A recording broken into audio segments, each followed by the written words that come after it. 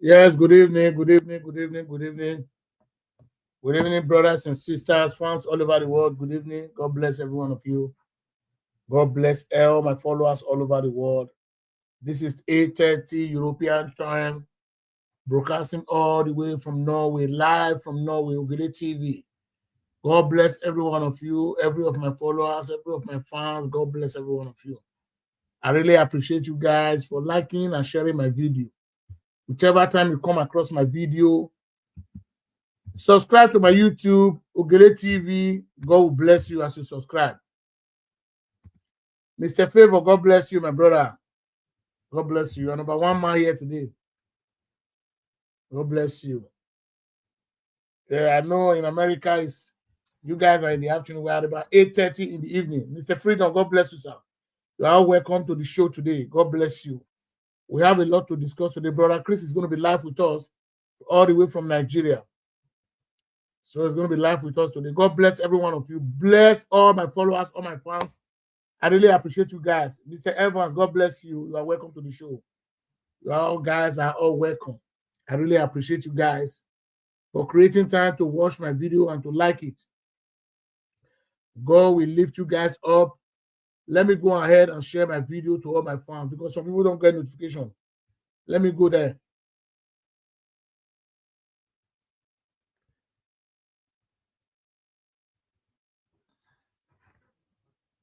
Let me first and foremost to go and share the video first so that my fans should come and listen to us.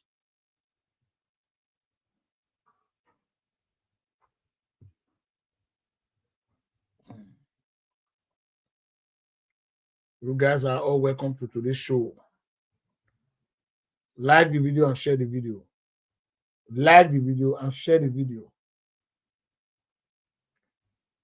ITV and radio, God bless you, my brother. I really appreciate you for creating time to watch me all the way from Benin City. We are with you, my brother. Nothing they happen. Hey, boy, they will only threaten, they cannot succeed. Because you are a man of the truth. You are only just passing the message, saying the truth. You know, Nigerian government, they don't like truth. They like people that can propaganda for them. So we have a lot of things to discuss today. So God bless you, my brother, ITV and radio, Mr. Timothy. Osemege, you are welcome to the show today. It has been a while, almost 4 or 5 days, and I've not been on live. I also me at the work. So Mr. Osage Odiase, God bless you. You are welcome to the show.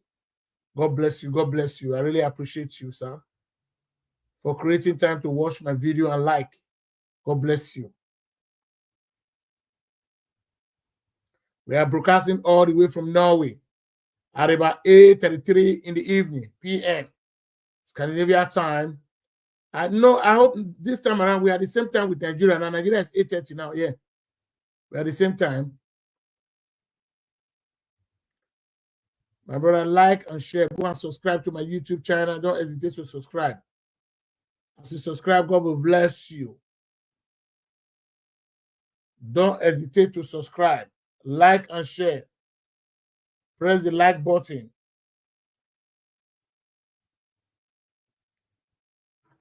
Press the notification bell anytime you come across my video. So that anytime I'm live, you will see it direct. So you are welcome to today's show. A lot is happening in Nigeria today. So we want to discuss it to see the way forward about our country. Because if I'm never tired, I don't tire. I'm on live. Hello? I will call you back later. I will call you back later. I'm on live. I will call you back later. So let me share my video first. Yeah, brother Chris is trying to join us, but network may behave where to do. Nigerian network behave where to do.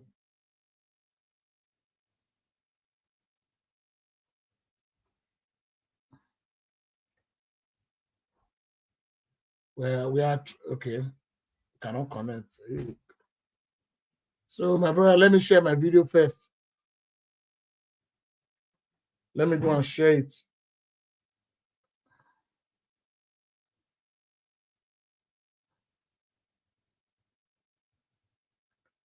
God will bless every one of you, every of my followers. God bless every one of you. Like my video, thumbs up the make one the like count. Just thumbs up the video. They like the video. You like and you see the share. See the super chat me. Never will I do. My brother is trying to connect. Okay, see here now. Let me bring you on board. Hello, sir. Good evening, and how are you doing? I'm okay. Are you? I'm cool. Nice seeing you. Welcome to today's show. God bless you. Thank you so much. Yeah, how's the family? I think everybody's okay. Yeah, fine. And you? I'm okay. We are doing well. We're all doing great. We thank God for everything. Thank God. Yeah. So I want to share the video first because some people don't get notification when I am live. So I'm sharing it to them. Just give me 1 minute. Okay, okay. Do you guys have electricity today? Yes, I think they just brought the light this morning. In the past 2 days, it has been a total darkness in Benin City, some parts of Benin City. So we just thank them for giving us the opportunity again. It's a thing of celebration, my brother, if they can remember you guys. Right from even in the colonial days, whenever NEPA or is it PACN or they call it NEPA or ECN, when they bring light, you see children will start jubilating on the street. See, now, whenever they bring light, people still jubilate on the streets. That's the situation we find ourselves, my brother. Yeah.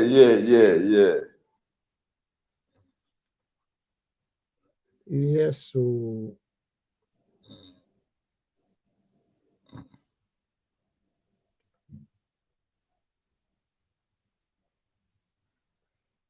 yes.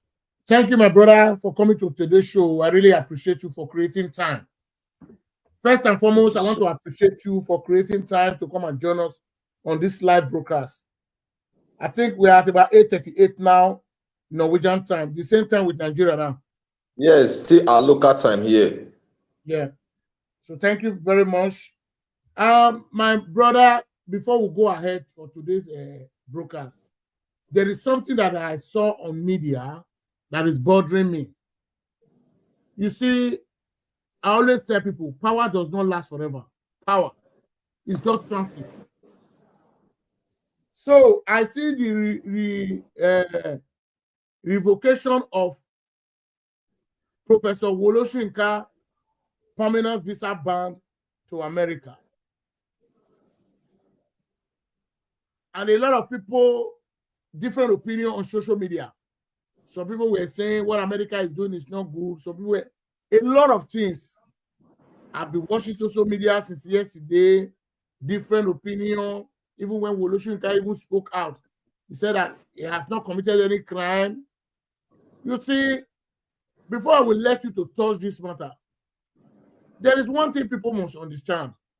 The Nigerian government, they think they owe themselves. Let me tell you one thing. We need to be, whether if Nigeria is a sovereignty or not sovereignty, before Abraham they were made, America have independence before Nigeria.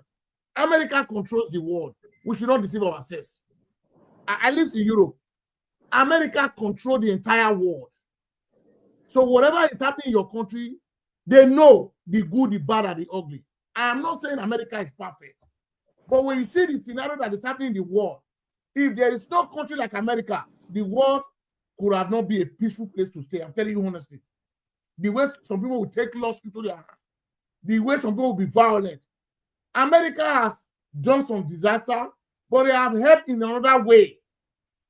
So what I'm saying is that you see Nigerian politicians, we the Nigerians are the ones singing hallelujah with them. For me, for giving a visa ban to Soyinka, I appreciate America. Soyinka is an old man. I know most of his traveling to America is taking a treatment there.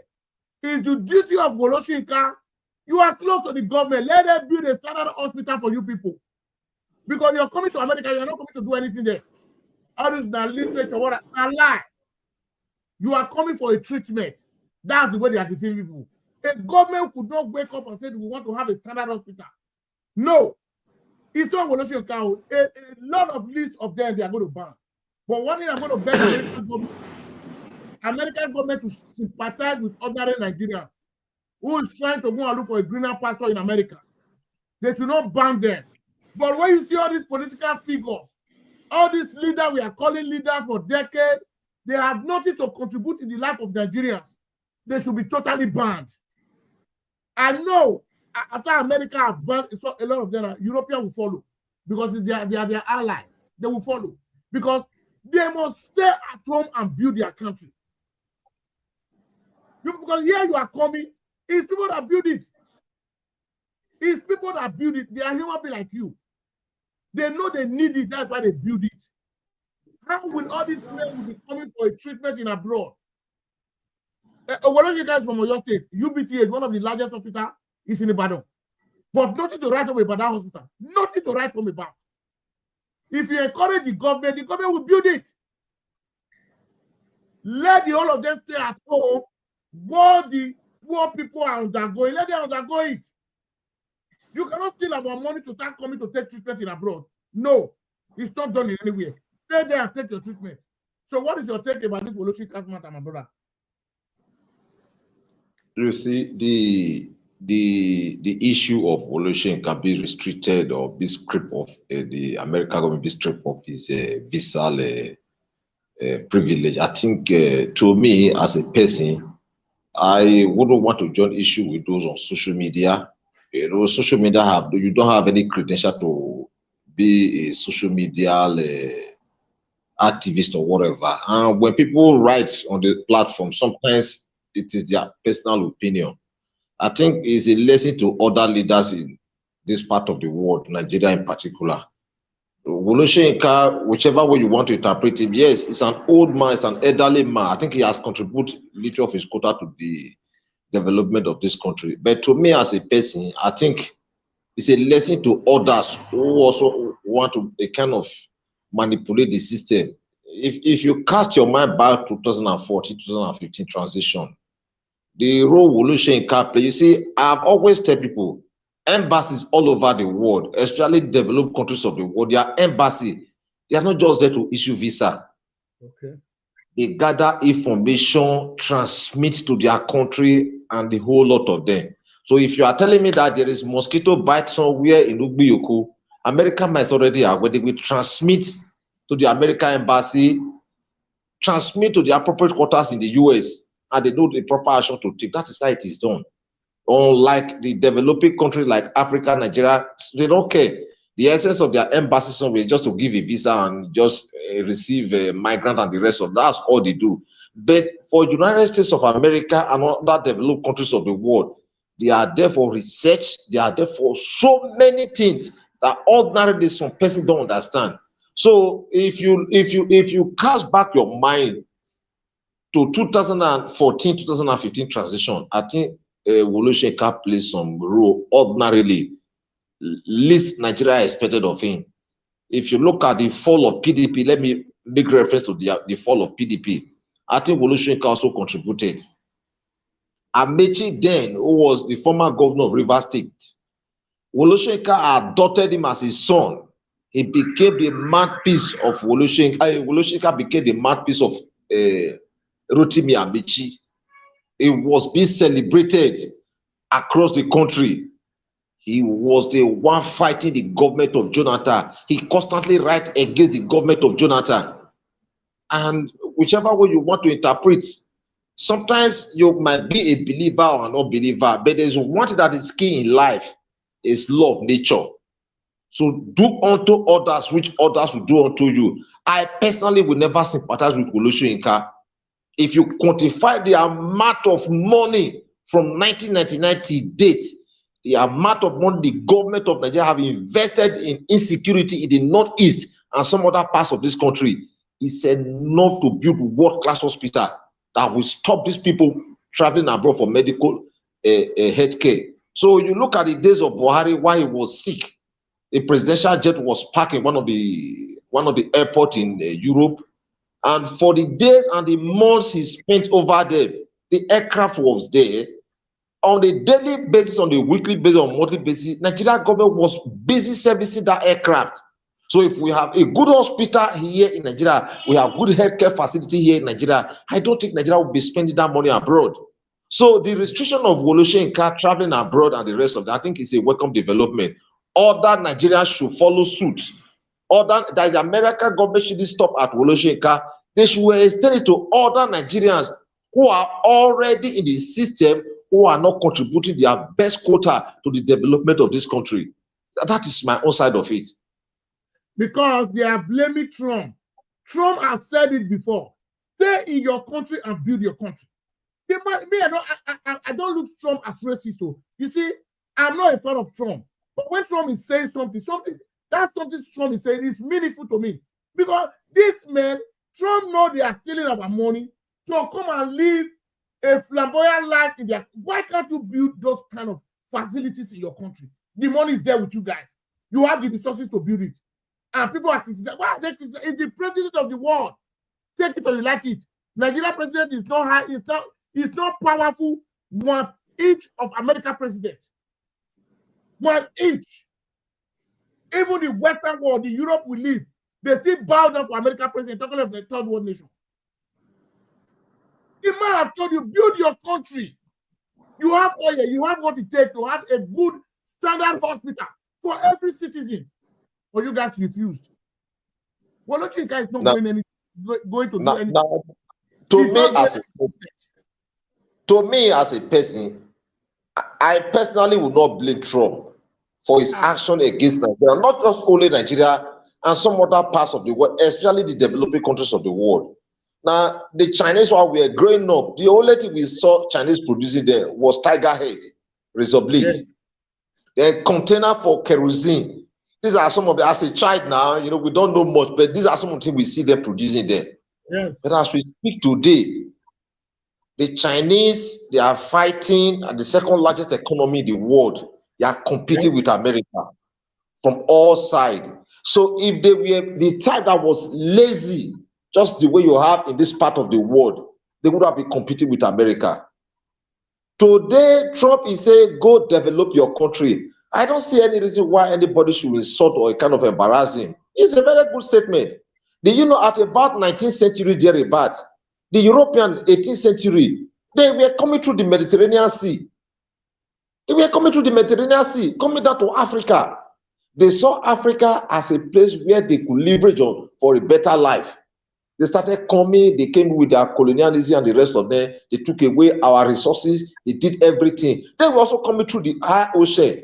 They went through the desert. When you go to the desert now, there's a borehole in the desert. Only God had that, how they were able to sink that borehole over there. There is a device they used then. It probably could be manual or a technology that was also available there. Where there's a ring way within the landmass of the desert, in the Sahara Desert, that provide water for them, they were also struggling to survive. They were struggling to build their economy. But the time came, they stopped. Just the way the Africans, the Nigerian man also go through the desert via the Mediterranean Sea down to Europe today. The European ones did it. But it came to a time, it stopped. In the case of Nigeria, it's not stopping. It's not stopping. It's a continuous exercise. If you open the border today, countless number of Nigerian youth will see embark on that trip. Even no matter how suicidal that trip might be, they still want to go. Why? Our leaders, they have failed this country. If they haven't failed this country, no man with his right senses will just open up his eye. He will make a trip through the desert, through the Mediterranean Sea down to Europe. The risk is high. But our leaders, they don't consider some of these things. So restricting Wole Soyinka is just like every other citizen of this country. I think other leaders of this country should learn from it. Because some of the problems we are facing today, they created the problem. PDP wasn't the best political party. It wasn't a good party. It was also a very corrupt party. But compare PDP to the party we are seeing today, the personality that is within this party today, I think every right-thinking Nigeria will glorify the good days of PDP when they started. They were among those who rebelled when insecurity took over the landmass of the northern part of the country. Some of the northern leaders went to US. They met with the foreign countries, stopping them from supplying arms to Nigeria. I think the only country that managed to supply arms to Nigeria then, I think, was Jordan. No country was willing to sell arms to Nigeria. Insecurity was consuming Nigeria by the day. Terrorism was now becoming the middle name of Nigeria because of persons were having interest. Now, these so-called state actor, non-state actor, they merged together. They fought the government of Jonathan, and forcefully they sent him out of the office. The only time I saw him make a good statement under the government of Jonathan was when some Alamajiri, some miscreants from the north, attacked the cover of Jonathan while he was going on the campaign, or probably was going on the tour in one of the northern states, where he now made the statement where Jonathan is a very simple and a very humble man. If he were to be like any other president, he will reply you with barrel. I think that was the only step he made in favor of the government of Jonathan. All the days of Jonathan's office, he fought the government of Jonathan. And one thing I discovered about Soyinka, he is a man that he is not a politician. Let me use that word. He doesn't belong to a political party, but he tactically formed alliance with the ruling party because they are always looking for something to get from the government. One would have expected the age of Soyinka, a man whose age is above 80 years. By now, he ought to be romancing with his grandchildren, romancing with his family. Forget about what is happening in the country. There are so many professors in Nigeria. From all over this country, there are so many professors. There are so many enlightened people. With their age, they no longer participate in some of these things. But he constantly fueled the crisis in this country with some of his utterances. He wrote a lot of nonsense against the government of Jonathan. He wants to start Jonathan as Nebuchadnezzar. But all the days of Buhari, he never saw anything wrong with the government of Buhari. He constantly supported the government of Buhari. When Buhari was commissioning one of the prison yards in this country, he said they should expand it more to accommodate some of these formal aid of Goodluck Jonathan. How would a man of that age make a statement like that? His editor is a professor. I think they should call him to order. With his age by now, he ought to be relaxing with his family by now. He has done his best. He has contributed the little of his quota to this country. By now, he should allow peace to reign. This is the only country in the world. Men of 70, men of 80, they are calling for war. What do you expect of the youth? What would have expected that by now, Soyinka should be relaxing, enjoy his labor, but he constantly interferes in the government of the day, especially when it comes to politics. He's always forming alliance with the ruling party. He's always forming alliance with the ruling party. So whatever restriction they have placed on him, I think it's a welcome development. To me personally, it's a welcome development. There are so many professors across the length and breadth of Nigeria today. Some of them, they are just quietly staying in their home.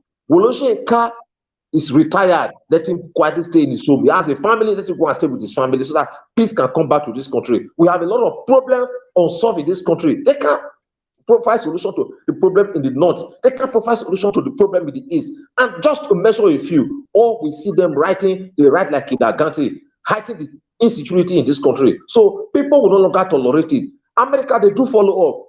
They'll be following him. They'll be doing a survey party. Now, the man that is in power now, I'm going to use that word, is like a military dictator. He would not take nonsense from anybody. He can launch an attack on anybody. Since he came to power, I think it's only Liberia president have visited him. No African president have visited him. They can't, because they don't have something in their head. How will an empty man go meet Donald Trump? You want to see him? See him for what now? He will only humiliate you. So Nigeria should be very careful in dealing with some of these issues. I think it's a welcome development. To me personally, it was celebration. We have hospital in Ibadan. One of the best hospitals in Africa is in Ibadan there. We have all the professionals. Most of the department, they are owned and controlled by the professor of different discipline. Let him take his treatment in Ibadan there. Stop taking our money elsewhere. Thank you very much. Thank you. I really appreciate you. Please thumbs up the video, like the video, thumbs up the video. Make sure you thumbs up the video, I beg. Like and share. So, on the other hand, my brother, there is in Edo State, we are seeing a lot of video, because like in my platform, I don't like to be playing video because the video always pisses me off. Now, if you talk, people will say you are criticizing the governor. But we are trying to let the governor know the insecurity situation in Edo is getting out of hand. There was a man that was coming from Afuze to Benin. He was being kidnapped. I'm supposed to play this video. Since yesterday, I watched the video. I was not myself. The wife is under a petty trader. The wife said when the kidnappers was calling the wife, this is a country where a governor is getting security vote. Listen, oh. No, and they called the wife's number. They were telling the wife to bring 10 million. The wife said she have gone around only 300,000 a day with her. They want to tell the wife, say, you don't like your husband. You want me to move your husband, maybe you go bring 10 million, come. And we have security in the states. Listen, oh, that God bless abroad. God bless the Western world. You see, Nigeria are not ready to change. You see, they talk to Okpeboro, people who say you are criticizing the government. We have commissioner of police. We have army command in Edo State. We have vigilante. Immediately they call that woman, that telephone where that woman to receive that call. Eh? If the police want to fish that man out, where is that man? With that telephone alone, where that woman to receive their call. What is the problem of Nigeria? And the governor is getting security vote. A man is in the forest now with his home loss. The wife said, I beg, make we never do anything. Make I go find money. This is a citizen. Oshomola is jumping like a fraud in National Assembly. But people in his own local government has been kidnapped. RC from Delta State, the last one they released about 3 days ago. Aisha, RC contributed 5 million on his own. RC have been calling Edo State governor from Delta State, say, let the security of Delta State and Edo State work together so that we can change these guys away from the forest. The governor never say a word. Never say a word. And you people are continuing saying Edo is shining. The life of Edo people is not safe. What is your take on that matter, my brother?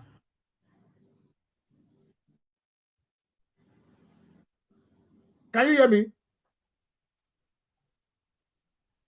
Can you hear me? Go ahead. Go ahead. The network.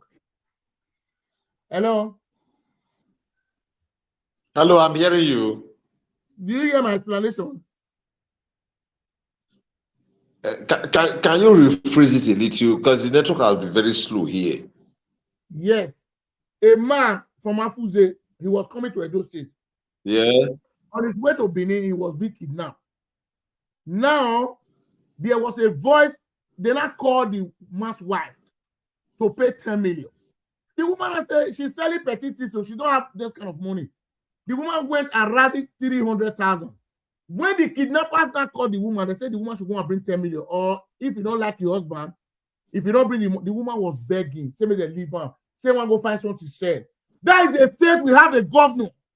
That is a state we say is the chief security of the state as a governor. Is bidding going to Ekiti State. Your people that they said you want to use to give Bola Ahmed Tinubu 2.5 million votes have been kidnapped. Oshomole is there. Oshomole is the head of Interior. Now, Go ahead. When you stay somewhere around Usadebe Avenue, you can hardly see the entire state of Edo State or the entire state. Now, we have police stations across the length and breadth of Edo State. But the problem is that most of this road they use, one, the road is not safe. If you drive through Benin Auchi Road, it's one of the most challenging road as far as this country is concerned. One of the most difficult terrain anybody can travel through. The road is not too good. But one would have expected that with the level of insecurity, when you are embarking on any journey, the government is not there for anybody. The government is they are just there for themselves.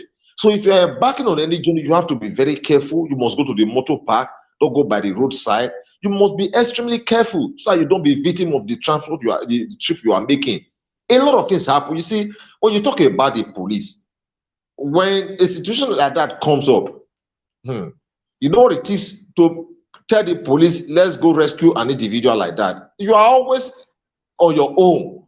The police will not take a step because the man who is going to protect you need to be protected first. For the fact that the man is holding AK-47, probably it's also envisaging that the man awaiting him over, or the kidnapper, is also holding a more sophisticated weapon. How do I challenge them? How do I confront them? The only time you see government taking action against such insecurity, you know, this individual, probably the individual kidnapped, they are high-profile people. That is where you see government acting. If it's not, if the government wouldn't show any concern. A lot of people are being kidnapped on a daily basis, killed, and a lot of things happen to them. It is nobody's business. The government does not care. You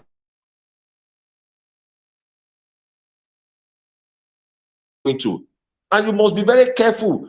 Even while you are inside the vehicle, you must not make statements when you are not, even if you are called upon. You don't know people who are there, you don't know where they are coming from.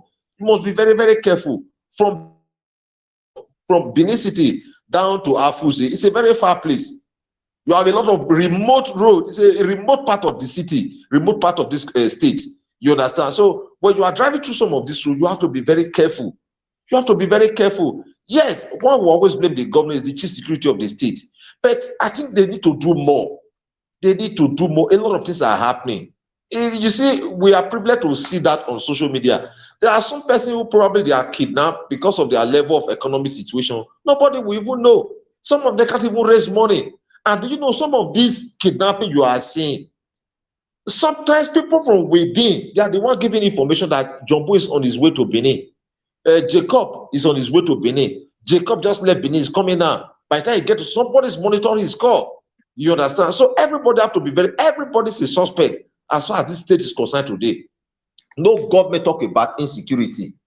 When you call the government and there's challenges somewhere, because I remember Basaki once built a mini barrack somewhere around the hotel, who probably would have checked me some of these roads along Benin Horo when they were actually top there.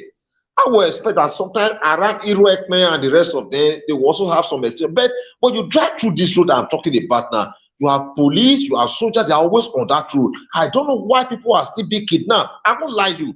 You have a lot of countless number of checking points along Benin Auchi Road. Countless number of checking points. Actually, not quite long I traveled through that road. I don't know how people are still being kidnapped. I don't know what is going on. So I don't know. You see, security is our collective responsibility. Is our collective responsibility. You see, before now, you see, we used to live like one family. When you are not at home, your neighbor help you take care of your children. When you are going somewhere, your neighbor help you to look after your children. But today is no longer like that. So everybody must be very conscious, especially those who live outskirts of the city center. They should be very conscious. You don't travel anyhow. You don't embark on the trip anyhow. And while you are traveling, you just reserve it to God, because you know we always call God here. Reserve it to God. Stop telling people I'm going to Benin. Stop telling people I'm going to Auchi. Stop telling people I'm going to Ekpoma. Because sometimes the man you are telling or you are giving that information to, you don't know his mind. He might be the one revealing your information to the enemy. And sometimes while you are just living, they will just ambush you and take you somewhere and hide you, and they are demanding for ransom. But the unfortunate side of it, the world is gradually becoming a global base, so say the scientists. Why is it that kidnapper they make call? They are within the locality, they are within the landmass of Nigeria. They are making call, and nobody can track where they are making that call from. I told you something yesterday. I said, look, Ikpobaoka, Ego, the only place you will probably assume now that they have a tracking machine, probably is the state CID. It's the state CID. When you visit some of these police stations, they don't have this tracking machine. They will always refer you to an external body that is not within the police service. Let me put it like that. Sometimes they are in Lagos. They are tracking you. We did something. A lady was tracked. That lady was assumed to be somewhere around Ikpobaoka. And this job was not done by the police. The police was the one that coordinated the whole of this thing. You understand? To me personally, I think when the team finally came to a better report, when we got a better report about it, I thank the police for the job well done. Honestly, I must tell you. Now, this lady came somewhere around Ikpobaoka. We couldn't read the name of the street, and the location was somewhere around extension between Ikpo. When I say Ikpobaoka, it was somewhere around Saple Road that is merging with Ikpobaoka, the airstream. Now, they took the details. Unknown to the police that this lady was not staying there. Probably she just came in briefly, and the message captured the location she was. She just went for a transaction, and she was caught. She was caught. I just on my own that very day, I said, police, yes. But before that victory could come on the side of the man who laid the complaint, the man spent a lot of money. The government will not bring their kobo.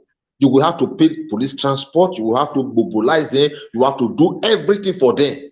You understand? So when you talk about that tracking machine, I don't think any police station that in New Benin, Ugbowo, any of them, they don't have these things. If ever they have, it probably is in the commissioner's office. No, my question is that the state governor, as the chief security of the state, is getting security votes every month. These are the money supposed to use to acquire this equipment for the police, for the security men to work with. Now, when this governor assumed office, he said he bought a lot of healers and motorbike. We are not seeing the machine operating.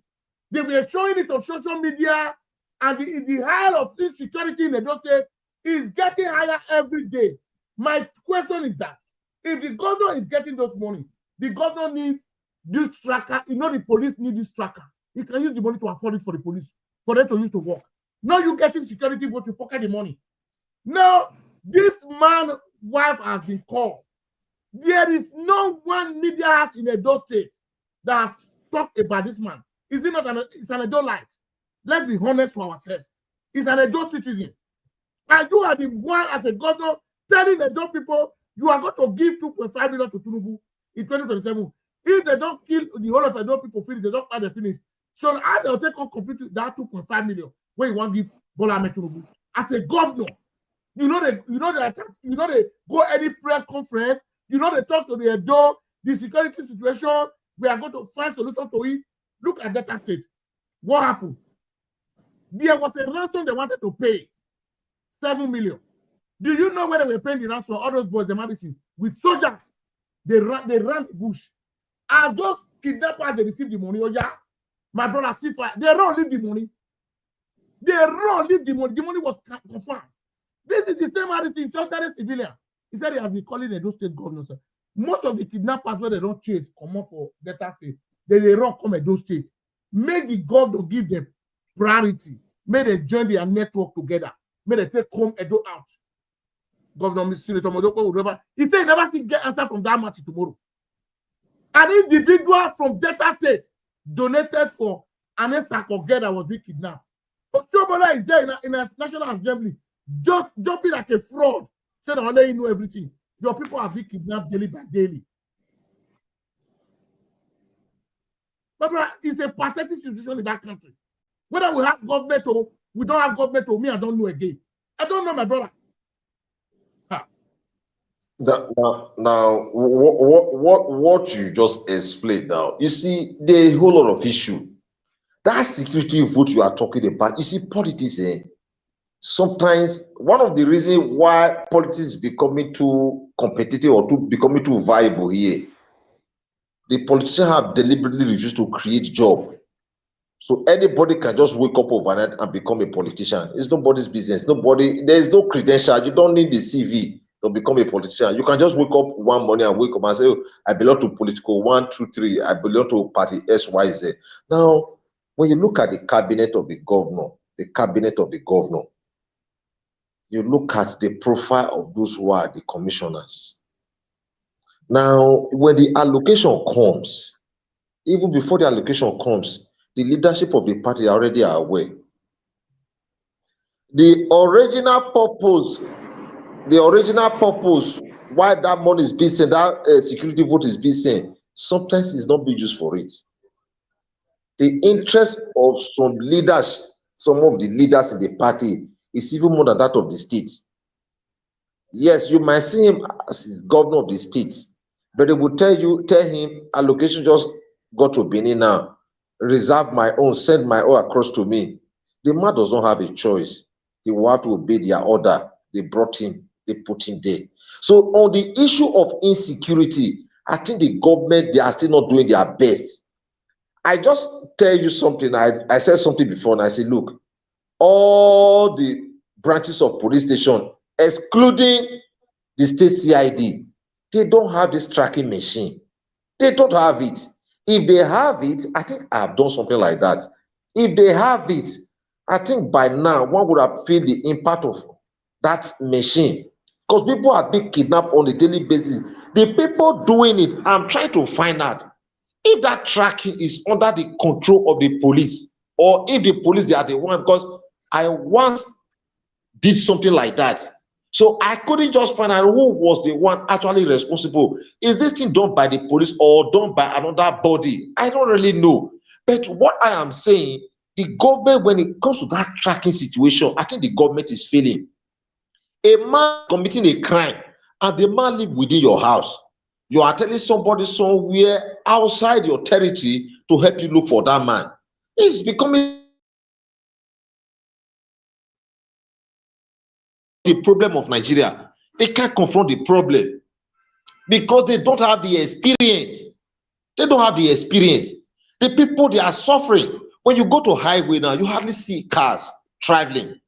You can hardly see cars. The reason is that people are afraid to go on a trip. The only car you see is there are a few probably official car.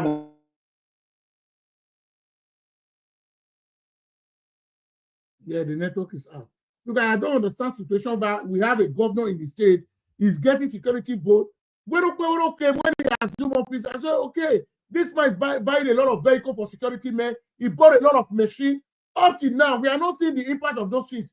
We are not seeing the impact. People are being kidnapped daily basis. You are busy talking about 2027 election. Who does that? What's our business with 2027 election? Now we send Tinubu message. We don't send a message. Now you know whether you will become a governor or president, whether or not. But the life of our people is more important. The life of a dollar and the life of Nigeria is more important. For my own opinion, they are more important. Because I'm a man. This is a married woman. He dealt with children now for house. The husband takes inside bush. The boy even call the woman an outside boy. If they saw the woman, and the woman, for the telephone where the woman received the call, he dealt with the woman. Police never go there, go collect her phone immediately. Who do us all this one? Who do us all this one? And these guys are communicating. The other day we are talking about drones. Some people, they attack me for here. With that call, when they receive that call alone, forget. GPS, it don't show the way they did. Drone go there, go see Delta State now. Go see the way the government is helping the security network. Then they use drone to the entire bush. Then they go in the night. Now in the night, they operate for Delta State, the security network. They don't operate in the daytime. Because as they say these kidnappers, now in the night, they're going to give them something. People are going to buy food for all those things. So then they follow them. People buy machine, more than 400 machines or 300. You say you want to give it dinner. Where the machine now? We don't see them. You buy a lot of vehicles to give to security men. Where are the vehicles? We didn't see it. You see, those things you just mentioned, those vehicles, Edola, the rest of them, they bought, it was a misplacement of priority. You see, government, they want to initiate an invalid project where they can make money. I once said something about that transport company, Edola. We have a lot of private transport companies in Benin that run every part of the state. Their price just still normal, But the government just woke up. They really created job. They were not creating job. It was an avenue for them to siphon money to their private pocket. That was the essence of, let's go into that, let's go into that. Did you scan the economy? Did you scan what the people actually want? What the government did was just to kind of empower themselves, create job for themselves. How many jobs? How many people are actually working there now? Is that the cry of the people now? If you can feel security, anybody can become a transporter. And there are a lot of transport companies being here. You understand? But the government just woke up without appropriate planning. They just, oh, we are going to revitalize a do line or do whatever the name is called. They just woke up, they bought buses. On the machine they bought and the rest of them. How well is that machine serving today? The man that is doing the job of a vigilante, they are with a barrel. The man coming to attack your community are with AK-47, are with a man with a barrel, protect his community. It's not possible. The only thing you see them, they are still on the highway on the normal daytime like this. They just collect bribe just the way police do. That's not creating problem on their own. You understand? So government, there are a lot of things government need to do in this country. The government is not doing enough. What they are doing is not good enough to protect the life of the people. Okay, security vote that comes into the state on a monthly basis now. Can the government explain to the people how the money is being spent? Yes, no. We are aware that all the security agents, they are all involved in the disbursement of that money. But how well are they using it? Police will tell you they don't have money to buy fuel. If you ever been to the police station, they don't have money to buy fuel. That's the reason why they collect money when you come to the police and the rest of them. But there's the security that is coming. What are they using it for? It ought to be for the welfare of the people, for the protection of lives and property. This are not being played. We don't feel the impact of the security personnel on the street. Okay, now it's already night now. One would have expected that police will be driving around the city. The only area you see, probably you have some prominent people there. They are just trying to guide and protect their own community. That is just all. Or some person are paying for the service. But the people, because the people, they are being paid from the taxpayer money, not only the rich money. From the taxpayer money, everybody's contributing this money towards the government coffers. So the government in return, with their agency, should also do the needful, protecting the lives and property of the people. The government doesn't care. What they care about is all about themselves. If you go to the government as now, go to those in the government now, you see countless number of security personnel attached to them. Doing what? Protecting just only one individual at the expense of the people. They don't care. They don't care. So it's an unfortunate situation. The people you see there, they don't care. What they are just after is how they can make their money. But even while you are making your money, the place is still not safe for you. It's not safe. Huh? So it's an unfortunate situation. People, the problem we have in this country, the people leading this country, they are not experienced. They don't have the experience. You can imagine the governor just came up now. They started buying buses. Who planned with him? Who were the executive members that planned with him? Who were those eight that planned with him? It's still the party members. Do this, you will get more money from here. Do this, you get more money from here. Look at this road that is ongoing. They are constructing in Benin now. Benin Agbo Road now. It is not having any headway. A major road is assumed that they are going to dualize that road. You see only one caterpillar walking there. What are they doing? You ask yourself, what are these people really doing? Do they really care about the people? So the first time is coming up now. In the next 1 month, let me put the people start traveling. How will people travel through that route now? The reason why you see that this kidnapper is becoming very easy for them to kidnap people, the roads are bad. There is no kilometer. You don't drive up to about 2-3 kilometers. You don't see a bad spot. So they'll be waiting for people there. When they know that your car must definitely stop there and just maneuver through the road. On the long road, you are being kidnapped at that junction there. But if the road is good, you're on the top speed, they wouldn't stop your vehicle. They wouldn't. Nobody want to embark on the trip now. First time in my life, I was traveling. I was just by the roadside. I saw a tipper was waving if I was going to enter tipper to where I was going to. That's how terrible it was. You get as it be. You get as it be. The country, the tire person. The tire person. You guys are really trying. And some idiot will still be praising all these leaders that is not doing anything. Why must you be doing that? Because he never touched you. He never touched somebody in your family. I sympathize with that woman. That woman, the picking way with the husband they take care of now. Money, he say na petitis na they say. Then they give her command. And I just said that become a state without no security. And we are saying all is well. It is not well, my brother. We won't deceive ourselves. It has become part of the life we are living here. I can remember some years ago, my father was taken to the hospital. We rushed my father to the hospital. When we got to the hospital, he was under emergency. We took him to emergency. Thank God for a lady, may God bless her. I think that lady, she's in Germany. She's a nurse in one of these government hospitals around. So she just called me that she know me. I said, well, you know, I see faces every day. I'm always in the public and, you know, things like that. We chatted. She called me again. So I just tried to listen to her. So she was the one that facilitated the treatment of my father on that very day. After the first aid they gave to my father, we're now looking for a bed. There was no bed. There was no bed. How do I got a bed for my father? I saw one of my classmates. He discharged his own younger brother from a particular bed. That was why I rushed.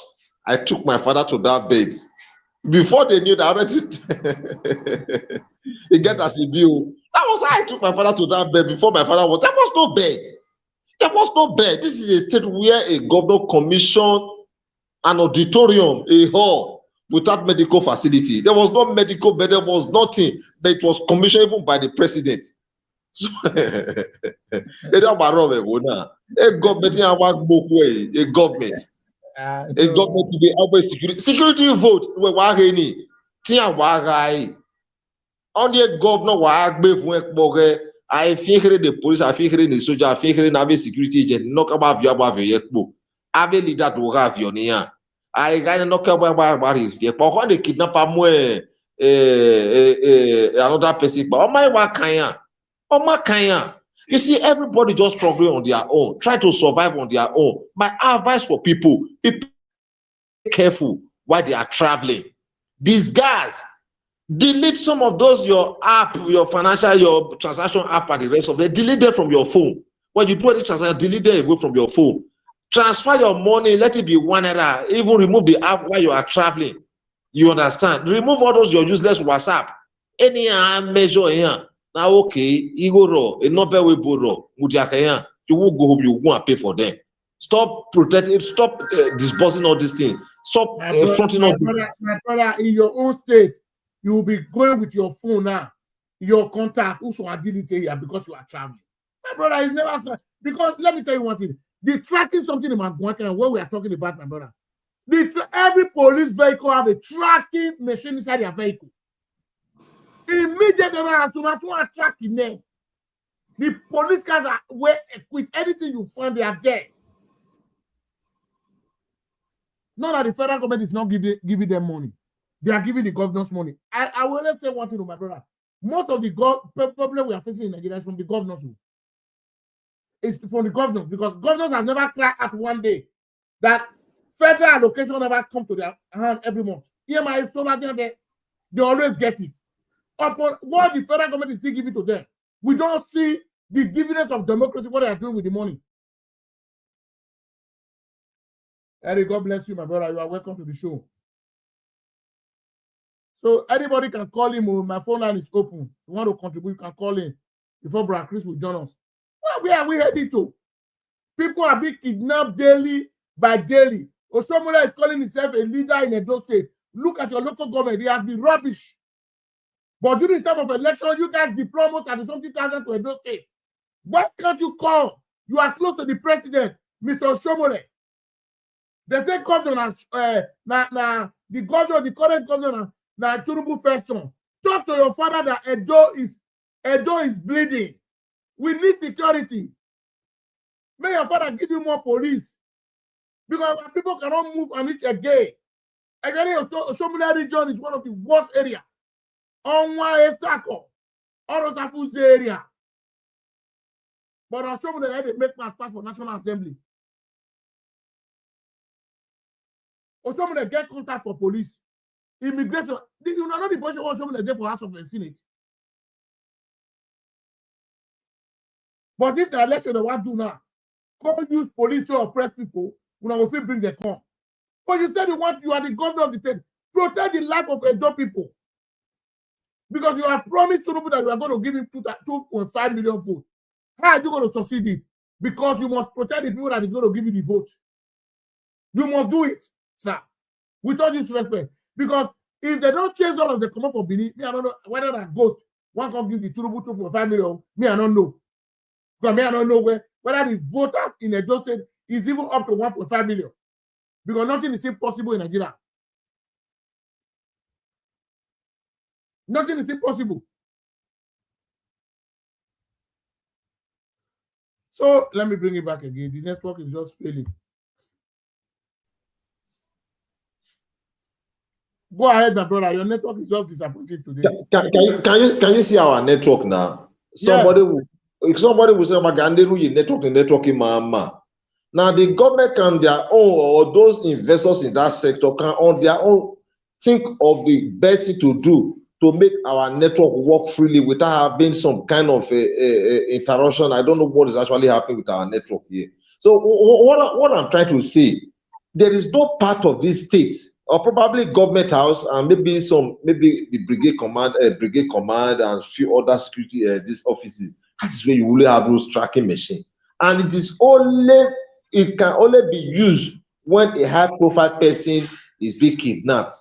If the low-income people are kidnapped, it's not government business. So they won't show you interest. To a lot of people have been kidnapped. They will die in the den of those kidnappers. Nobody will find a trace to them. The reason why we hear some of them, because social media will always help you to kind of spread some of this information. The government, they don't care. They don't care. How can a government of a state, you can't find out a better solution on how to deal with some of these challenges we are having? They don't reason, they don't think. If they think, they should be able to provide solution to some of these things we are talking about now. They don't care. What they care about, how much can they make, how much contract can they award. You understand? So these are just their primary aim. They don't care about the people. What affect the people doesn't affect them. So Nigerians are just on their own, struggling to survive on their own. The government doesn't care. Okay, if a senator can take a certain amount of money home for maybe their research and the rest of them, what stop that same government from making such allocation to the various police command across the length and breadth of the country? What stop it? We are talking about fighting insecurity. When you see children of school age littered on the streets, why can't they think about how to take these children off the street so they don't grow to become criminals in the street? But they just abandon them. After it's not my child. I keep telling people, see, when you are sending your children to Harvard to go to school, be very careful. Also think on how to take care of your neighbor's children, because they will grow up and become kidnapper and armed robber. They will look for these children you are protecting, you are helping, you are sending abroad. They will look for them. But the government of the United States don't care. Monday is a normal school hour. But you ask yourself, why is it that some children that are still out there on the street on Monday doing nothing? They are gallivanting on the street. It is nobody's business. Nobody checkmate them. Sometimes they will say, oh, they are not from Benin, they are not from Edo State, but they are domiciled, they are resident in Benin City here. They are going to create problems within Benin City here. When you go to Ring Road now, the whole of the square there, the length and breadth of Ring Road there, Mission Road, Ramat Park, you see children between age 1 to 7, 10, 12, they are on the streets. Our security agents have never deemed me fit to discuss that matter, that issue with the governor of the state. You see, the moment you are made a governor, a commissioner, or some of this public office holder, they are cut off from the people. They don't know what they are going through. This is where they breed insecurity. These children, they are on the streets, they are doing nothing. Some of them with stick, with objects, they can fight, even in the presence of the police within Ring Road, New Benin, and the rest of them. This is nobody's business. But these are the area where the government is supposed to start checkmating some of these security issues we are having today. When you go to Ring Road today, some airmen ordinarily, you are not supposed to be seen on the street. They are out there. The government, the commissioner of health, would never say, no, we don't want to see this kind of it. Where are these people from? To worsen the situation, these people, they are not from Edo State. When you go to somewhere with Rock Motor Hall, it's about 3 mad persons to 5 persons. You see 5 normal persons. Among them, you see 3 mad persons within them. But when you find out these people, they are not from within the state. They don't speak any of our local language within Edo State here. Where are they coming from? They speak other tribe, other language, from other tribe, from other states. The government have never find out where are these people coming from? Who is the one responsible? Who is bringing them into this state? The reason why they can't find out, they are already cut off from the people. They are privileged people. But one thing they refuse to understand, if you are made a commissioner, secretary to the state government, chief of staff, and the rest of them, you are only protected for a period of 4 years or 8 years if your party is privileged to win the second term. After we should become a normal person on the streets, nobody guides you anymore, nobody protects you anymore. So why can't we now? God is helping us, we are in the office now. Why can't we build a better society so that we can enjoy it while we are no longer in the office? We don't have this question at the back of our mind. What we are after, we are going to make money. Do you know when you live in Nigeria, you are more privileged than somebody that stays in US or UK or whatever? Yeah. The kind of privilege we enjoy here, yes, there are a lot of infrastructure you guys enjoy abroad. But the kind of opportunity, the life we enjoy here, sometimes when you live in Europe, America, and other parts of the world, you don't enjoy it. You see a man probably who is a teacher now, he will go and rent 4-bedroom flats. I am not sure there is no a dope man or a Benin man who will go and rent a 4-bedroom flat in place like UK or place like US. You can't pay. There is a way they manage their resources. It's a way they manage everything they do over there. But here, you see a man who probably take home salary is about, let me say, 150,000. He live extravagantly. You'll be asking yourself, where is he getting the money from? They live a flamboyant life. You'll be asking a lot of questions about them. That is the lifestyle of an average Nigerian man. They don't care about tomorrow. What they care is now. What they care is now. And it's not helping the situation we are facing. Have you ever seen a governor while they are campaigning? This man, the governor of Edo State now, during his campaign, you heard some statement he made. I won't want to make that statement now. You see, sometimes you can just make the statement. Just make the statement. That statement will come to manifestation very soon. Yeah. He made the statement. You understand? People will ordain it. People will ordain it. You saw when he just came to power, you saw what happened at Urumi. It has never happened there before. You understand? The Asian people, they are peaceful people. They are lovely people, wonderful people. But you saw what happened there. But we saw how the governor quickly swung into action to calm the situation. Okay, if you can do that to help calm the situation, and those who love their life in that dastardly act, may their soul rest in peace. I don't care to know where they come from. Nobody will ever praise that kind of situation. But if you watch some of the video of the governor while he was campaigning, he made a statement ordinarily. Even a kindergarten cannot even make that statement. And probably that statement was ordained. He was not talking to himself alone. He was talking to the entire world. He was talking to Nigerians. He was talking to Africans. He was talking to Edo people. And somehow that statement was ordained. You saw the situation that happened, even in his own senatorial. It's an irony, honestly. You understand? So when you want to become a governor, what that means that I want to become a governor of this state now, I must have tabled the problem of this state and how to provide solution to it. One of the problem we have, those who govern us, they don't read. They don't read. Hold They on, don't hold have. on. Hold on first. That caller that was calling before, call again, call back, I beg. Call back. There was a caller. I don't know. My WhatsApp number is there, sir. I know this man from UK. You can call me with my WhatsApp number. You pin it in the comment section. This number you are calling now is on WhatsApp.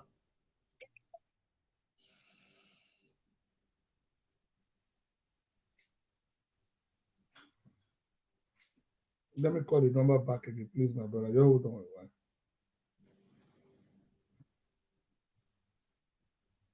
Okay, it's Norwegian number. You hold on, please.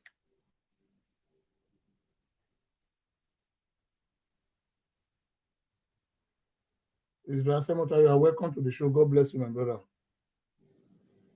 Hello? Where is this? Hello? Yeah, I can hear you. Eh? Okay, good evening. Okay. You want Midwest, you want to contribute? Okay, may I put that for speaker? Yeah. They come. No, I just cut off the call. I'm calling him back again. Somebody want to contribute? Just hold on.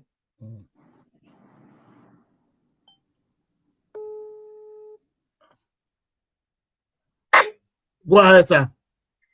Hello, sir. Good evening. the house, both listeners and viewers across the globe. Mr. Gele, thank you for your time, and I also thank these my brothers. My brother will be here with you. The thing is, as an Edo son, I'm so worried about my place. Yes, sir. Currently, this thing that is happening, the level of insecurity is not something of today. Okay. I will, to be honestly speaking, the previous governor don't blind eyes to the future of that land when it comes to security. Now, these people have mastered our place. They have surrounded that place so much, but the government did not have. And they do, people are becoming very, very vulnerable. Both from east, from west, from north, they hide that very space, that remaining part that is left for the Benin, as far as Nigeria is concerned. It's very sad that the situation we find ourselves, Edo, it's not like a place where there is no leader at all. Politically, Edo South leaders, they missed it so much, and now people are now being left to face their own fate. So I don't know, may God help us, but I pray that our leaders should see these very big challenges that is, that lie ahead for that very particular space in Nigeria. One, the insecurity, the security chief or whatever that our brother here just mentioned. Remember, these guys are federal level. Most of these guys that are really of a serious threat to us, they are connected to them either by tribe, religion, or maybe one thing or the other. So if we can speak for ourselves or stand up for ourselves, then we don't blind eyes. So by the time the team matured and our people talk, they can even join their brother and harm us. Except one area, if you see the kind of town and city those people are created there, with the help of Nigeria Army, you wonder whether there are leaders in Edo. That's just the truth. All those junctions they call south towns is not a very serious threat. And I don't know what my people are going to do. During Obaseki, when these guys were coming in thousands with trailers, were complaining, they were putting people into Ring Road area. Look, these are faithful soldiers. You guys have to wake up. You don't have to wait for Nigeria to plan how you're going to scare your people. Because then, if you don't do it now, it's going to be so late. Now we have a new governor as well. I'm just telling my governor, you wake up. We blame Obaseki, yes, but now the ball is in your court. You must do something. The place is not safe at all. And the fight is big. We must accept the reality of ground. There's no need to be pretending. So we blame Obaseki, we know, but it's your turn of well. You have to look at the whole situation holistically and think of what to do. No place is safe. These people, they surrounded us within Edo South, within Edo Central, Edo North. They mastered our place, our bushes everywhere. And they have the federal backing.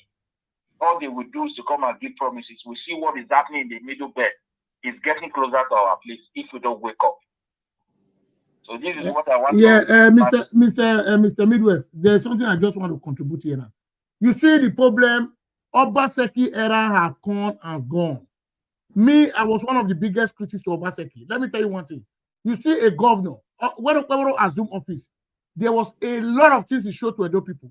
A lot of vehicles and motorcycles that he bought to fight the insecurity in the state. Yes, it was a welcome development. Now, we are not seeing the functions of those things that he has using Edo taxpayers' money to acquire. We are not seeing it on ground. But my take is that, you see, I always tell politicians, don't use bitterness to fight your opponent. Obaseki time has gone. There was a security room, I don't know what they call it, that Obaseki built in Edo. There was a man in Arise TV. He's not from Edo State. He said Edo State is the only state that have that security room in the whole of Nigeria. That the governor should not abandon it. But Okpebholo went ahead and abandoned it. It's not a welcome development. You should not say because you hate Obaseki. Because Obaseki used Edo money people to build up that infrastructure. You should continue from more Obaseki shop. Go ahead, sir. Yeah, I can hear you. What I want to put there is I agree with you. But let us be honest. You see, the failure of today still going to have its own effect tomorrow. Yeah. So we have to look back to Lucky Canadian time. The kind of politics they play brought Edo to its name. So we cannot manage this guy. Why I always refer to Obaseki? We gave Obaseki all our best because we understand we're very vulnerable. With this kind of person, we will be able to put some wedges or some prevention. Unfortunately, like as you said, he built a command and control center. Yeah. The real problem with these politicians is why people don't love to continue. Because even he did not continue for one small stuff. You see, when they are building, they are not spending their private money, they spend government money. But the problem is this: how do they contract people? How do people bid for it? So when you give the opportunity to your party men and friends, the next governor that is coming in will not allow those people to continue. Either they stop it, they replace it with their own before they can continue. If it is something they cannot replace with their men, they just abandon it. These are the practice. The way they practice politics as far as the country is concerned. Because everything that has to do with that control and command, supply, those who are in chain, those who are in control, those who operate, those who do this, they were all perfectly men. And they got this contract on the party level. So this one that is already here also has his own party men. No, Mr. Midwest, what I'm saying is that we are not talking about party. That control center is built by Edo taxpayers' money. Oh, we're not supposed to, he can bring his own people there. They should continue from Obaseki's store. That is my grievances now. You cannot just abandon it. No, not abandon. But they are not using it. My brother, they are not using it. When we have to track them up, here track. They don't use it. You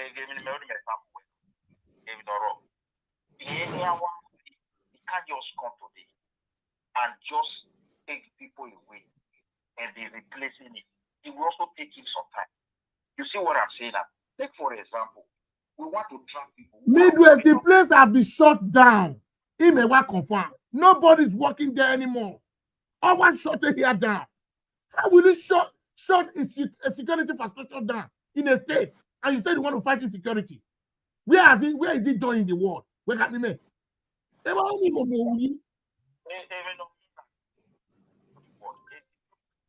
very good. If it is serious government, no project. The government, the building, the contractor, how they go, the cost, the finance, everything will be so transparent. Yeah. So when the new government is coming, it will continue. Any government you change, those things will go to function for the interest of the people. Now, where I'm pointing to, maybe we differ on this level. How do they award that contract? How much are they spending monthly? The new governor will definitely find out first, and then will become a vacuum. It's unfortunate that the situation we find ourselves. But however, control and command center is not a solution to a state problem. No, but it's part of it. It's part of it, my brother. When you are Midwest.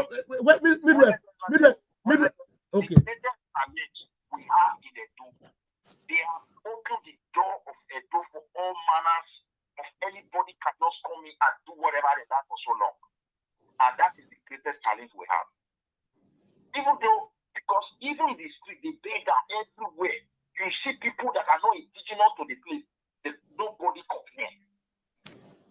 We are selling land to people. We don't know their data. We don't care to know.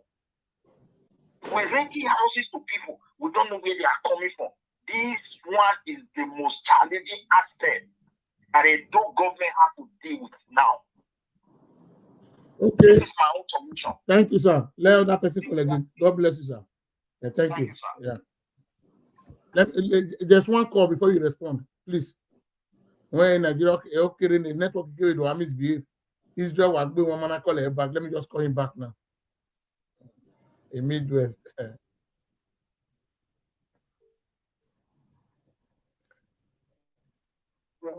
Yeah, go ahead, sir. Yeah. Go ahead, sir. Yeah, we can hear you loud and clear. You see, the problem we have in those states is that people want to play the politics of hate. underline the word politics of hate. Now, let me tell you, ask Monday Okpebholo, what did he sworn in when he became a governor? Is it not the Constitution? Yeah. Section 14 of the Constitution, what did he tell you? He said to protect rights and property. That's true. Yes. This is how they have mistreated and gullible people to believe that everything is a wole instead of them to agree to the failure. Now, Section 14 said protect rights and property. Is Okpebholo doing it now? No, it's not doing it. Now, during the Uromi's attack, there was a security expert. Thank God, you actually made it a reference just now. They don't have reference. Yes. This is just the thing. You should go to Channel TV, Bashewo Kimbaloyi. Go and look. He asked, a Northerner is asking Edo governor, where is the security apparatus and the control room your predecessor left for you? Yes. Nobody could answer that question. Number two, where is the handover not given to Okpebholo? All what they think is that whenever you speak on politics, they tell you that you are supporting PDP, you are supporting LP. And they don't understand how government works. Government is a continuation. Government is an institution through which the will of the country or a state can be formulated. Will say somebody will build on it. That is why I'm there with you today. That is how it grows. It's an ideology. Instead of you to talk about the current situation of people being whisked out of the state, somebody said them. Or now he can't do the next after the previous administration. The previous administration has given you, not only he was providing, he was actually putting the support. You were asking, you were even trying to tell him that, hey, go back and go and listen to somebody. The kids to know. That is how to make people look gullible. You're a commander-in-chief. The day you went to tell people that you should not come to the state, do you know that you cannot say? They will not tell you. Because they are so fixed out with the same previous government. What is my business with the previous government? Do you tell me the black and white? Of course, you can cut it off. You are not using a don't taxpayers' money. Ask them now, they have done 250 million TCI. It was done in the United Kingdom, in Scotland. Where is the investment to be? Nobody could answer it. The same thing, a visually impaired person, somebody who cannot see, was investigating a matter that a 17-year-old bought 14,000 acres of land. They are trying to query him now. They forgot that he has freedom of press in the 1999 Constitution. I don't understand which constitution of Okpebholo swore in to go and govern. Every time they talk, they don't want to think. But you went to use the education hub in Yaro that was built by your predecessor. I don't understand. Is it done by your money or the taxpayers' money? Who are you doing it for? The market protector they are giving you every apparatus, you cannot do it. Hey, I don't understand. This is how they have led us. It's okay. I was so ashamed. You gave him reference, he couldn't do it, he couldn't say it. Where is the security apparatus given to you? Where is the handover note that was given to you by your predecessor? See, if we continue to start playing this kind of politics other than the politics of hope, continue whatever you are doing because of your selfish interest and your tribal nonsense and your interest of what you want to play. This is Nigeria. The Constitution overrides your state laws. If you don't know, he sworn an oath to defend Nigeria under the Constitution. It's there, Section 14. You can't do it now. When they say security, you are paying the next decision. Oh, that one is the sheriff in town. You are the sheriff in town. Is the new sheriff in town? I don't know. You ask questions, they will tell you to this side. Oh, where there's evidences looking at you. Thank you, my brother. Thank you for your work. Thank you for the great service. Thank you very much, my brother. Yeah. Go ahead. Just respond. I want to call you because of your network. Go ahead. Yes, I must commend the callers. Yeah. Mana with my work continue with and everyone here get. That's all. Now, the reason why they are doing some of the things they are doing, you just mentioned something now. There was a control room that helped to check some of the crime within the states. It was built by Obaseki. And because of the hatred for Obaseki, most of the good things he put on ground, they try to downplay on it. Oh my God. He will be protected by our security agent. But he did it for the sake of Edo people. But in the name of politics career, the leadership of the APC major, what a Birima will refer to Okpaduselu, Eri Zobo, Ege Noye. That is the politics they are playing in Edo State. They are playing politics with the lives of the people. The reason why you are constantly making reference to that lady you are seeing there is because probably the people, they are privileged to have access to social media. There are people who probably would not want to air their own. Anything can happen to them. Something happened. Let me give you a very clear picture now. If you drive through Iruekme, there's a place called Ozala. There's a community called, immediately after Iruekme, you drive down the Lichu, there's a place called Ozala. A boy was going somewhere around one of those community within. Now, unknown to him, his own friend was already revealing the details of that boy to a kidnappers. And unfortunately, the boy he went on, along the line, he was kidnapped. When he was kidnapped, somebody, a God-fearing and a very lovely person, I think was able to raise 1 million to bail out the young boy. Did you know that boy was taken till date as we speak now? They've not heard from that boy. I'm just giving you an example. This thing happened in Ozala. It happened in Ozala, Owan West. I am giving you a very clear picture of what actually happened in that community. Till date now, they've not heard from that boy. He has been kidnapped. A lot of things happened. The money, they couldn't see the money. The young boy, they can't find the young boy. So the reason why you see some of them on social media, probably there are people just want to aid. Some, they won't aid because they are grieved. They are not happy. They are crying. They are going to lose their loved ones. You understand? Governor, most of the things he said during his campaign is what is working in his government today now. You can't take that away. Sometimes people were not comfortable with some of his campaign statements. People were not comfortable. I saw a former governor who just tried to tell him, stop, stop. But probably something motivated him to complete that statement. Some of the statement he made then is what Edo people are paying for today. A lot of things is happening in this state you are not aware of. There is no camera in Benin City of all the security that is coming. There's no camera in Government House. There's no camera in Ring Road. There's no camera. Do you know there was something camera around New Benin? It was built somewhere around Total. Yeah. But yes, it was built by Obaseki. It can probably you want to kind of take something from somebody's pocket. You want to do some kind of smart deal. You can easily be fished out. But do you know those things they no longer work today?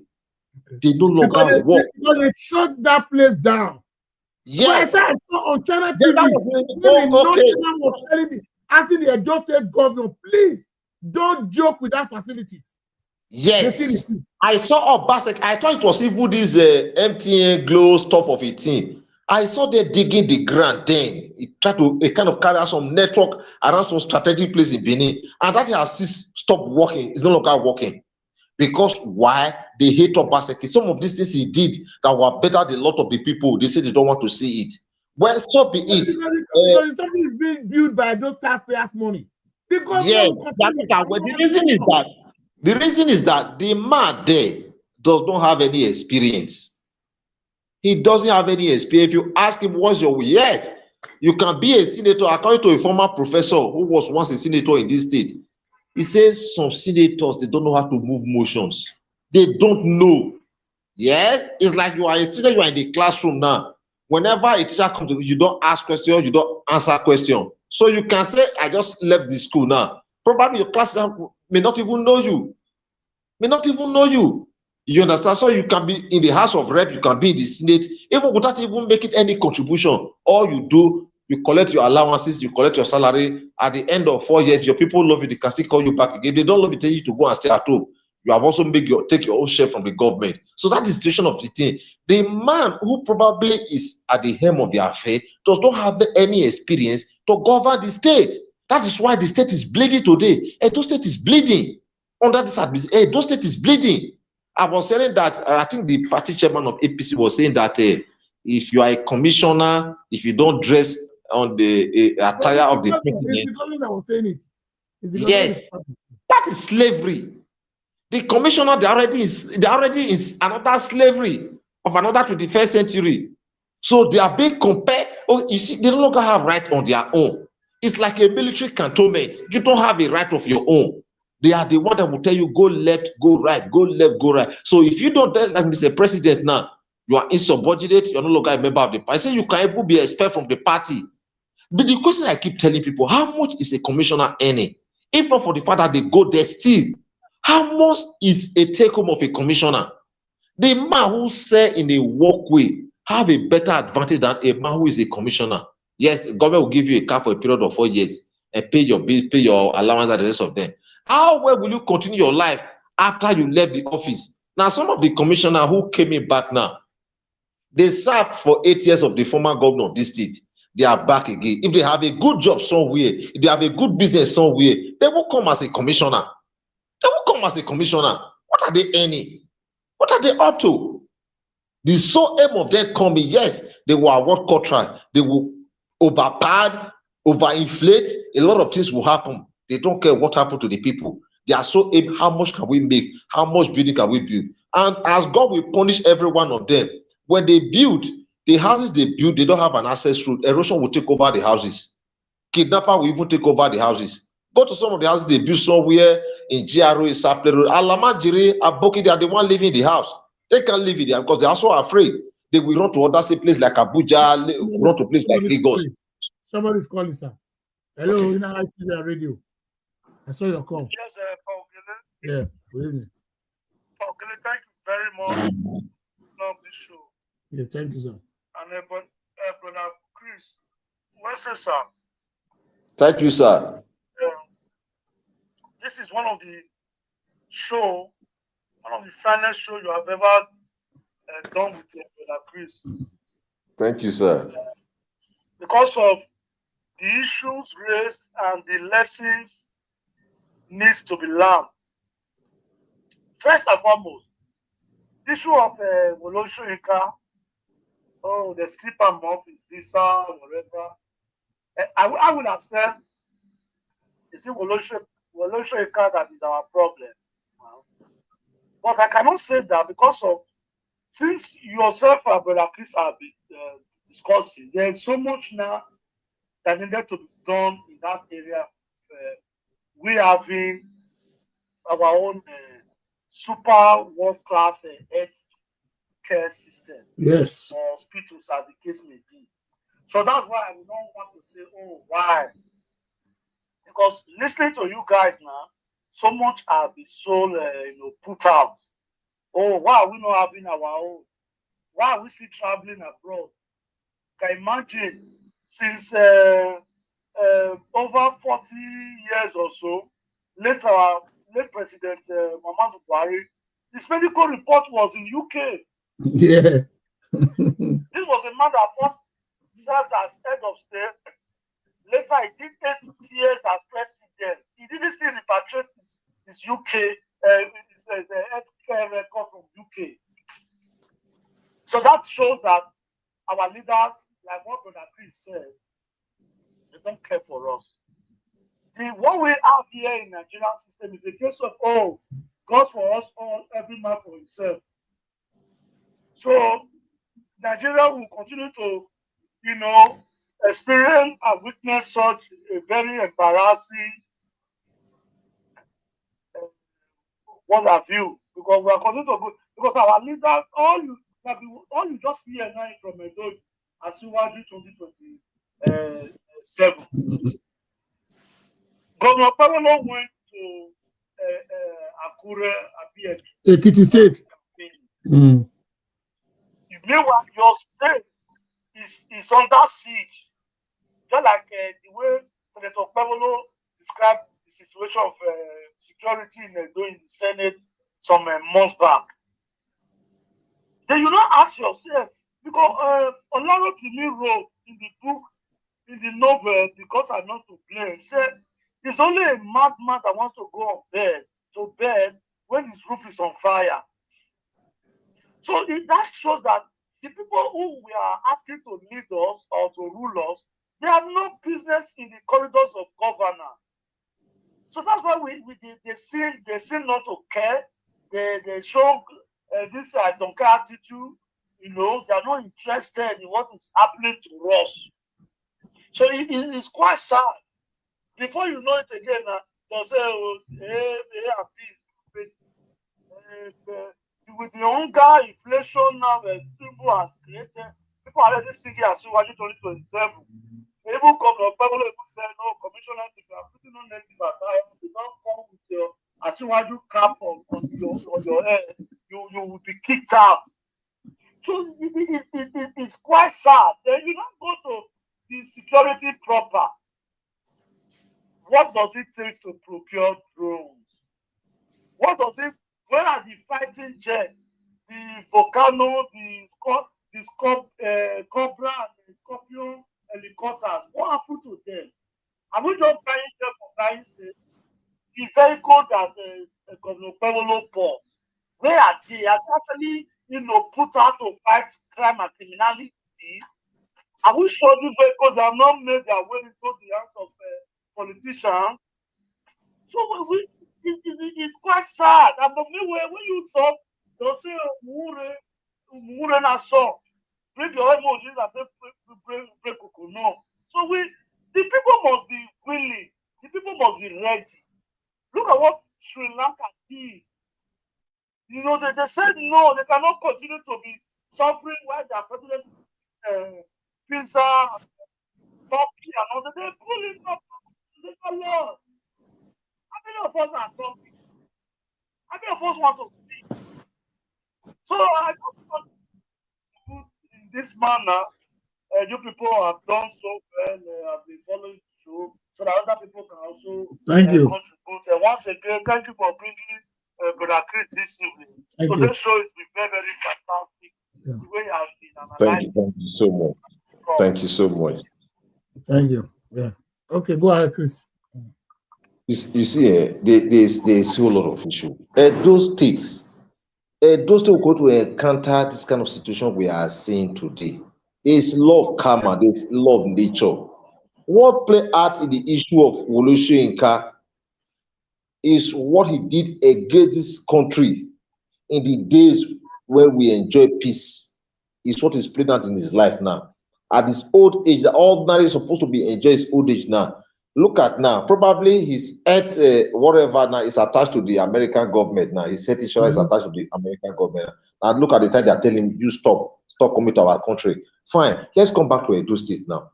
You see, one of the problems Edo State government is having, it took him years to appoint commissioner. It took him years. And the question you need to ask yourself, who are those that we are planning with the governor? Who were those that we are planning with the governor? A lot of things Obaseki put on ground, they have put hold on them. At least, no matter what, Obaseki is not the owner of Edo State. He just serve as a governor. There are some of his templates that would have been very good, that would have still be very viable, we can make do with. You just brought them down because you hate him. Some of your followers hate him. You don't want people to say, hey, Obaseki did this thing. It can't be like that. Above all, the governors ought to have known that the money they are using does not belong to Obaseki. It doesn't belong to Okpebo. It belongs to Edo people. Edo people deserve the best. They deserve the best. If there is any tribe that have actually labored to fix their state, I think it should be Edo people. Edo people in diaspora, they've done their best. They put in all they could do to make sure this state become one of the best and most enviable states in this country. Yet the leadership of this country don't appreciate. I have not seen anyone right from the days of Oyegu who in one way or the other try to empower the youth of this state. They don't. The youth just slug it out on their own. They slug it out on their own. Yes, I know some of our people in diaspora also made a very huge mistake. We saw how the wife of dead Lucky Gbenedion brought some people back home without adequate preparation for the next line of action. They brought them to Nigeria. To some extent, they were humiliated. A lot of things happened to them. Yes, we appreciate the fact that they were trying to protect the image of the state, but they would have done something more better to protect those lives. So when you see people, when they become leader, they are privileged to become a leader. More tension, they create more problems. They can't find solution to the existing problem that is on ground. For a man to say, I want to become a governor of the state, what that means is that you have all it takes to provide solution to the problem of that state. When you call a governor now, it's time to be corrected. When you call Okpebolo now, engage him for 45 minutes, 1 hour, let him stand and speak about the problem of the state and how to come out of the situation. No? He can't. He cannot speak for 10 minutes. Hold on. Not just Okpebolo as an individual. It's across virtually all the governors, few of them. And even those who can speak clearly, they don't mean it from the bottom of their hearts. What they are after. Do you know when you have crisis in your state? Let me say this thing now. If you have crisis in your state, you have political some unrest in your state, a very high degree of the network. Okay, go ahead, sir. I greet Mr. Chris. I greet you, sir, because Mr. Ogele, I greet you. Thank you very much. I want to contribute. Go ahead, sir. You guys and the callers, they have said a lot already. You know, one thing about politics of bitterness is not only in Nigeria, it's everywhere around the world. Yeah. I can also use American, for instance. Right now, American government is been shut down since I think since over a month now. So why did the government shut down? Because they are playing politics with human beings. That's exactly what happened to Obaseki. Obaseki, what's the name of that man that called the first caller? Is so biased. Okay, go ahead. It's his own opinion, my brother. It's his own opinion. Yeah, yeah. Go ahead, sir. If somebody did well, you have to praise the person. So I tried during Obaseki tenure, this last 4 years. I went to Benin. I saw how Benin looked like. Benin was cool, fine, okay. Not now. What we are seeing in Edo right now, this is not Edo. There has to be a change. And that change has to start from the people. The change has to start from the politicians. Our mindset, we need to renew it. Because a lot of people are so biased to that extent. Even the media is playing along. That is the problem. The media is in bed with a ruling party, whether the state or the federal government. None of them is seeing the truth anymore. Okay, right now, ITV, PBS, they were in Benin where Obaseki was the governor. And these people, they saw all these things. When APC is doing this propaganda or whatever, no media is asking questions. Intelligent questions.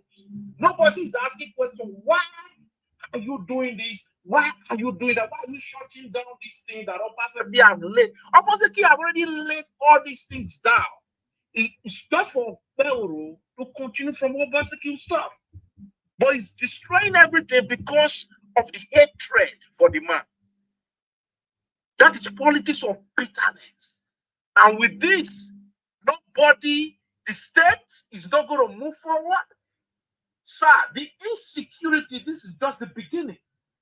Because if you, okay, a governor that cannot even talk to his people, a governor he don't even know how to make a simple sentence. He don't even know how to even bring, I don't know, because even every day I think about these things, it makes me sick. Anytime I listen to a state governor that cannot put words together, what is going on? You can't address the people, you can't address the public. The only thing you hear from Ogbeworo is about Obaseki. Obaseki is no longer the governor. Rule Edo State with the right mindset. Surround yourself with right people. Imagine, I saw a video today in Ekiti.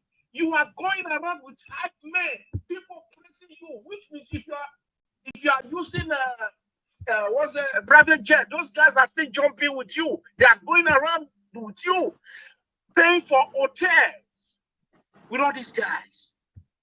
Yeah, I don't know how they govern. I don't really know what is going on in Nigeria. And Tinubu is looking at all these things.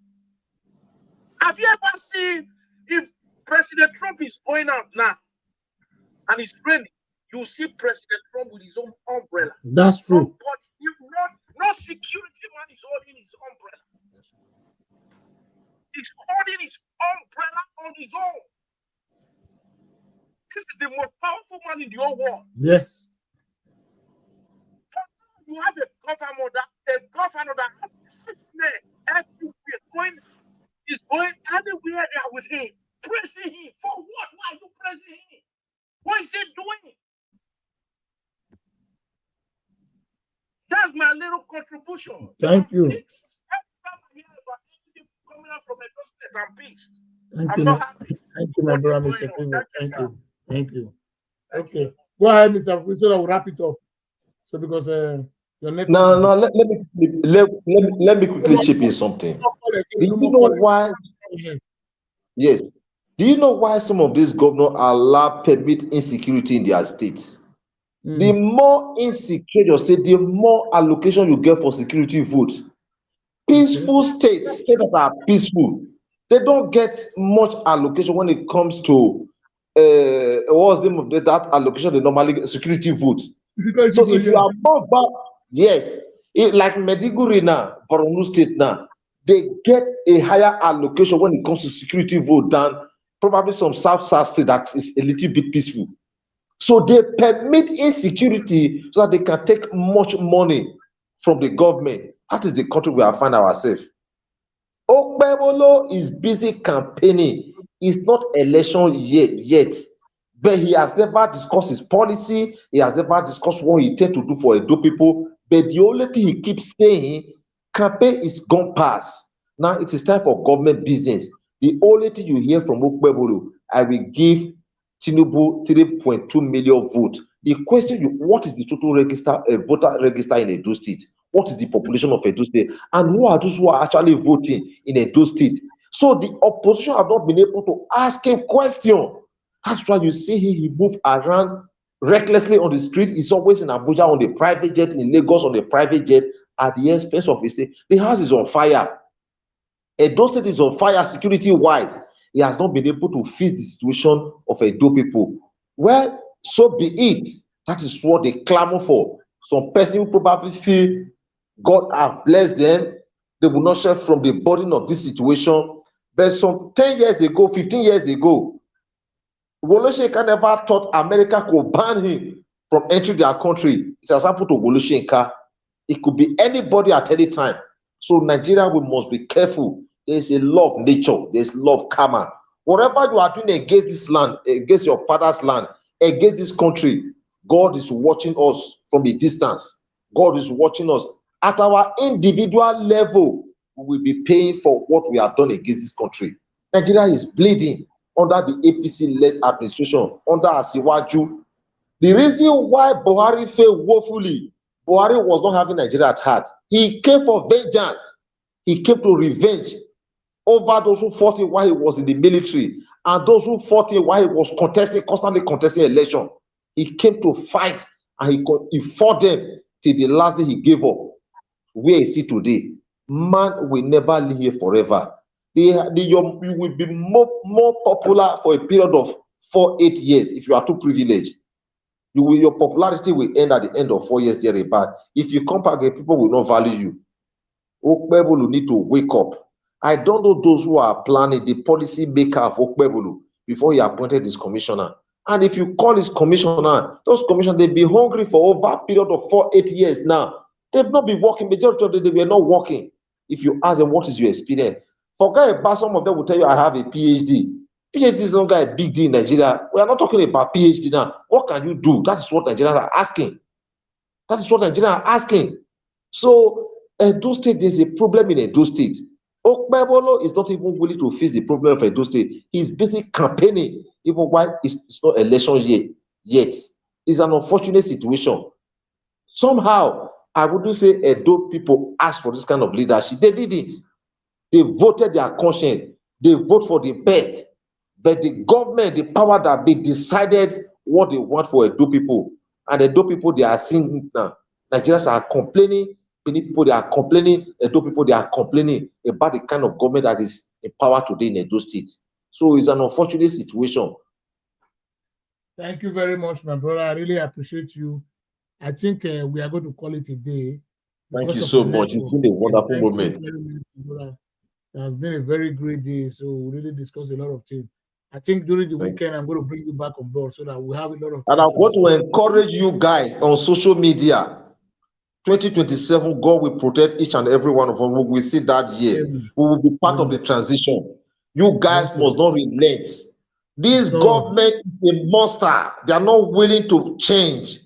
You all should add your voice to the voice of the voiceless Nigerians. Yes. Help us, support us. We are not saying come and give us money. Through your social media, campaign for the best candidate. A man that have a good manifesto. I don't care to know the party they are coming from. A man that is willing to change the narrative of this country. That is the only man Nigeria will support come 2027. See you tomorrow, and God bless. Thank you very much, my brother. Thank you. Okay, bye. Yeah. So, my brothers and sisters, all great Top Show, great TV fans all over the world, I really appreciate you guys for the time you guys always create to watch me, share my video, like my video. God will bless you guys. I think on Friday, Brother Chris is going to be on board. On Sunday, it's going to be on board. We have a lot to. We can never leave that country for these criminals and hoodlums to destroy. We cannot leave it. We need to checkmate them. For me, when the government is doing good, I would say they are doing good. With what I see, if I see any government that is improving, I will praise them. But when you are not doing good, you are telling me to come and praise you. No. I want my people to feel the impact. What I'm feeling in Europe, I don't know human being. Let them feel the dividends of democracy where I'm feeling it here. No, it's not my father's land, it's not my mother's land. When I came here, they entertain me. They accommodate me and my family. But Nigeria, the government cannot accommodate their citizens in their homeland. The land that they will be born. No accommodation for them. So this is a wake-up call for all Nigerians. Support competency. Forget about political party. APC or PDP. Me, I don't care about those ones. As long as we'll be seeing on this party. Look at the man that can do the job. So thank you, friends, family, brothers and sisters. I really appreciate every one of you today. My brother sent me that super chat today. God will bless you. God will, Mr. Clifford, yes, I know. God will bless out your pocket where that money for come. In Jesus' name I pray, amen. See you guys for the next broadcast. Bye. Good night.